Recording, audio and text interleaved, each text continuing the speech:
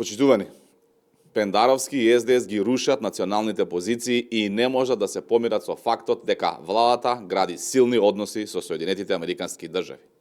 Кому му служеа изјавите на Стево Пендаровски дека од амбасадори дознал кои се позициите на владата и како таа се бори за националните интереси во однос на интеграцијата во Европската Унија?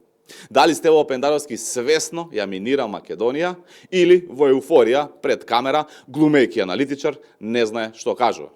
Без разлика, дали свесно или не, Пендаровски уште еднаш ја докажа својата оговарачка природа на предавство и откривање на националните позиции. Пендаровски не само што ја загрозува Македонија, туку и шири омраза кон САД и председателот Трамп, кои се наш силен сојузник и партнер. СДС како едвај да чекаа да свртат грб на САД и да го покажат своето вистинско лице. СДС се качи на бродот со левица против Македонија и САД. Ви благодарам. Имам едно прашање во однос на коментар за пресконференцијата на Социјалдемократскиот сојуз.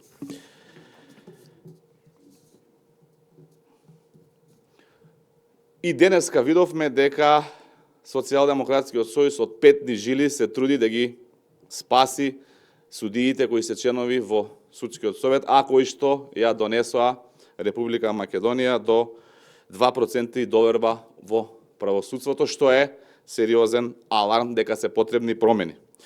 Видовме во изминатиот период кои луѓе беа во Судскиот и обвинителскиот совет, како, например, Наке Георгиев во Судски и Иџет Мемети во обвинителски, и двајцата со кривична постапка, преку која се потврди дека земале пари да влијаат за да се намали казната за познатиот Боро Малборо.